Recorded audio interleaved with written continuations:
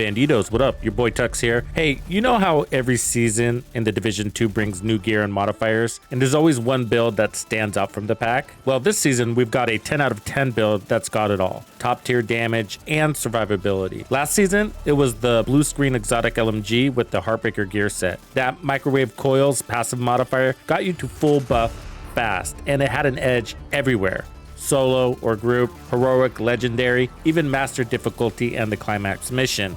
This season, there's a new one taking over. It's got 100% crit chance with nearly 500% crit hit damage, almost 1200 RPM, and it's fully immune to every single hazard, even the new purple flame. Plus, it's rocking 1.9 million in armor. Bonus armor that's off the charts. Burst DPS reaching as high as 26.5 million, which is crazy. 30 to 60% protection from elites, and crazy high armor regeneration and heals. That's gonna save your butt. This is the build you want this season. It's ready for anything. Let's do this. Wait, did we just become best friends? So nice to meet you. I think you're cool. Piece of shit wristwatch. We're gonna start off doing something a little bit different. I'm gonna do a play-by-play here on a couple of clips. Moments where things get wild, where the build is really put to the test. And these are the moments where you need your build to pull through and step up to meet your skill level and support your play style so you come out with the W. And if it doesn't, maybe you go back to the drawing board. But in this one, I'm going to show you that even in Legendary,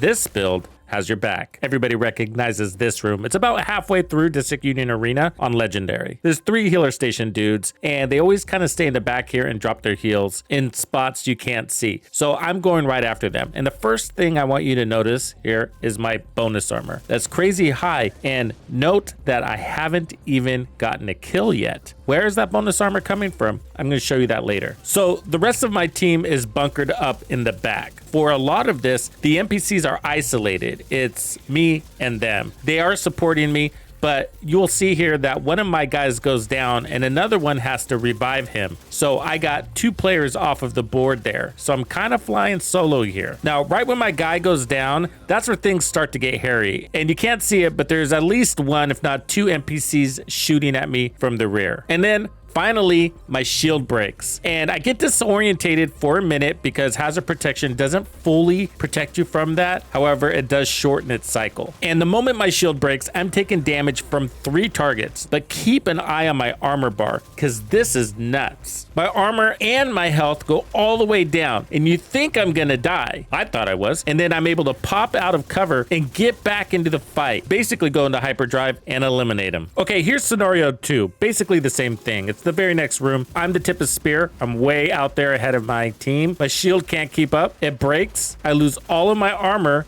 but then instead of dying, I get this magic bonus armor and nobody's running tardigrade and I'm not running unbreakable or leadership or anything like that. So I make it to cover. My armor regen is strong, buying me time to apply a very strong armor kit, which helps me heal through more damage, and I'm back to the fight and we slaughter him. All right, final clip real fast. This is aggro, the end boss, and it's hard to tell, but he's got special ammo. So when he hits you, you usually get disorientated, but that's not happening because I'm immune. And what I also want to show you here is that his pulse, I'm nearly immune to it. Okay, let's get into the build details. We got a lot to go through because the modifiers interweave themselves into the build itself. Builds are way beyond the gear pieces and primary weapons now. Let's start with the Backfire SMG. I have a little bit of expertise. I will be adding more. I have damage to targets out of cover, payment in kind. That's 200% critical hit damage. Now the catch is until you get to full stacks, every time you reload, you can apply a bleed to yourself. That could eventually kill you the closer you get to 100 stacks,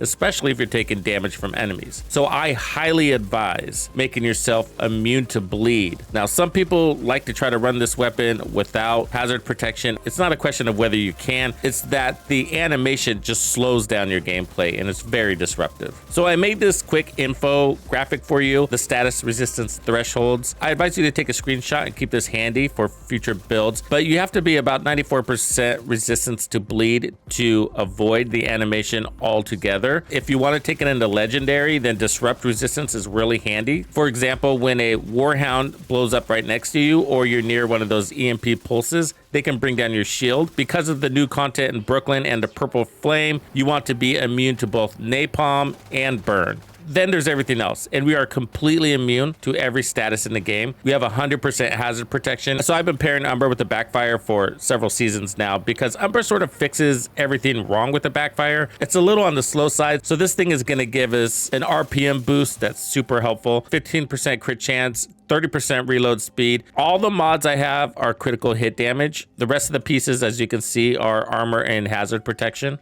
And then from the shadows into the light, which is a ridiculous length of text here. So let me just explain it. While you're in cover, you're building offensive stacks. When you get out of cover, you use the offensive stacks. At base, it's 50 stacks, but I'm running the chest piece, which pushes it to 100 stacks. I highly recommend running the chest piece with Umbra. So that's 100 stacks of 1.2% critical hit damage. So 120% critical hit damage, and then 0.4% RPM per stack, which is 40% RPM. So that pushes this to just shy of 1,200 RPMs. It takes 5 seconds for you to fill your stacks, but it takes about 1 second for the game to realize you're in cover. So you earn your defensive stacks when you are out of cover. To use your defensive stacks, you have to go back in cover. So you're gonna get up to 50 stacks. Each stack will give you 0.8 armor regen. So that's 80% armor regen. So you're gonna get about 16% of your armor back every second with this. And that's where Umbra really stands apart. The 30% RPM lift is really good and goes straight to your DPS, crit damage also. However, Striker still outperforms Umbra when it comes to damage. But in my opinion, you're not really comparing apples to apples here because Umbra is a hybrid gear set. It also provides heals. Striker is just damage, and it's higher damage, but it doesn't come with heals. With the global modifiers, you're going to be able to get 100% crit chance and 466 crit hit damage. Let me explain how that happens. So your firearms attribute is set to tier 5. So you're automatically going to get to tier 5. That's going to give you 10% more crit chance on top of the build. So I'm at 62% crit chance. That's over the cap before I activate that. So when I turn this on, it's going to push me to tier 5. So that's plus 10%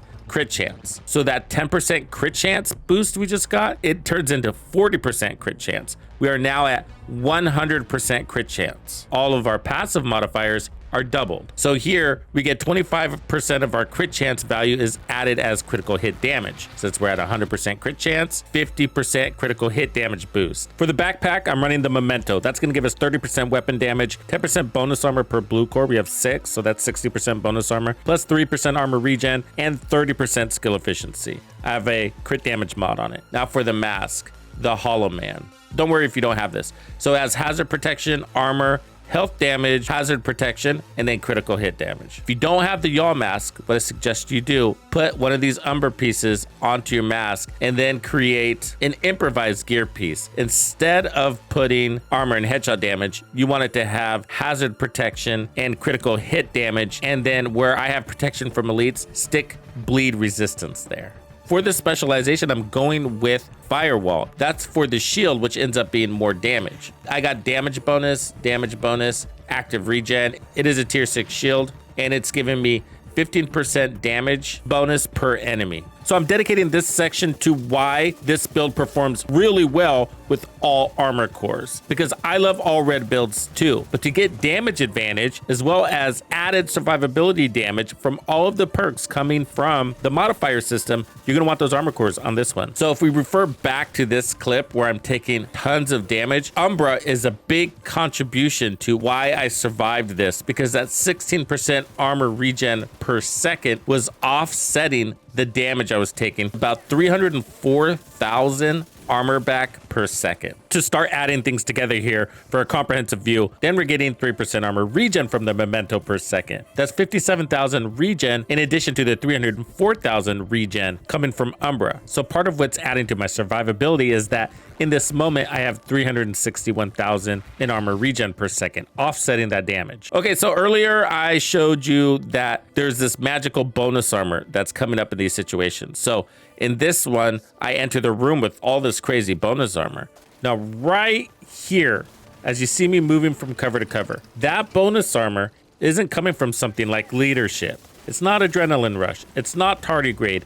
And I haven't grabbed a fresh trophy yet. Where's that bonus armor coming from? Well, it's coming from the Hard Core global modifier stamina. And another reason why you want to run lots of armor. If you're running an all red build, this is negligible. You don't even notice the bonus armor. So what that's doing is providing bonus armor to offset the enemy's damage. And the enemies have lifted damage. Enemies marked with red gain 15% weapon damage. So because this is 6 blue cores, we're getting at least 2.5% bonus armor for every 300,000 damage we take. That's 47,500, or roughly 23,750 per bullet. Because of the way hardcore works, you want to run Assault Link, and it's one of the reasons why you want to run maximum armor for the additional power boost this gives you. 5% weapon damage for every non-red core equipped. Since we have 6 blue cores, that means 30% weapon damage boost, and bonuses are multiplied by 4. So that 47,500 bonus armor per 300,000 damage we take, yeah, that's jumping to a whopping 190,000 bonus armor per 300k damage. The duration of earning is going to be 25 seconds. Then you go on a cooldown, but there is no duration on the length you can retain the bonus armor. So your mementos give us 60% bonus armor per blue core. Those can stack. That's 1.14 million in bonus armor for a single trophy. And we are getting our share of kills, so we're stacking those. 1.14, 2.28 million, and so on. So bonus armor on top of bonus armor. All of our passive modifiers are doubled. Here we gain 5% protection from elites per blue core while at tier 5. The build starts at tier 4, so we only need to kill 3 blue targets to get to tier 5. Hazard protection is increased by 7.5% for each stamina tier. So this happens right away. You don't have to activate anything. And that's pushing us to 100% hazard protection and opens up space on the build for critical hit damage. So a lot of benefits for running armor cores.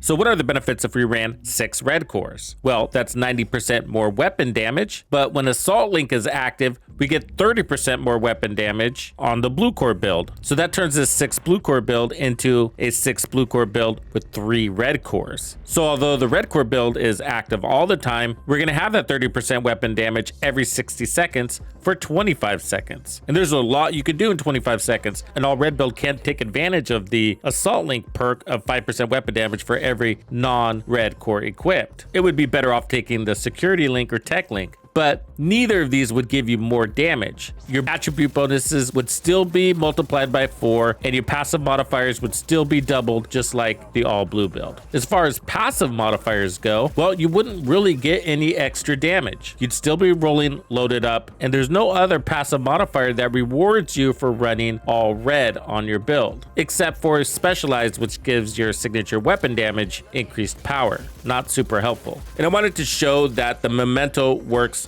just fine in group play. So sometimes you hear that, hey, if you're playing in group, don't run the memento. And I get why that's said, because you have to be able to kill. If you're running, in this case, a DPS tank build, your job is to get kills. So that is a little bit of a skill thing there. If you struggle with contributing to kills, so if that's you, you can look at a Palisades backpack or a Grupo backpack with adrenaline rush on it. But with this build, the time to kill is fabulous. You just got to learn the mechanics and the in and out of cover thing, which I got to say is not for everybody. Striker is just point and shoot. But if you're tired of running Striker and at the same time don't want to lose extremely effective DPS and have the added utilities that come from this build, then you got to give this one a try, because we have the damage and a very efficient time to kill. But in certain situations, that whole statement, the best defense is a really good offense, doesn't always apply. Let me know what you guys think. I really hope you guys try out this build. It's a banger this season. Catch you on the next one. Thank you for hanging out with me. I'm Tuxedo Bandido, and if you found this video helpful, be sure to hit the like, subscribe, and turn on your notifications so you don't miss out on the good stuff I have coming for you. And if you like content like this, be sure to check out the video I have recommended for you right here. If you have anything you would like me to cover, be sure to let me know in the comments below. And thank you to all the channel members and donors who make things possible. Tux Nation wouldn't be the same without you.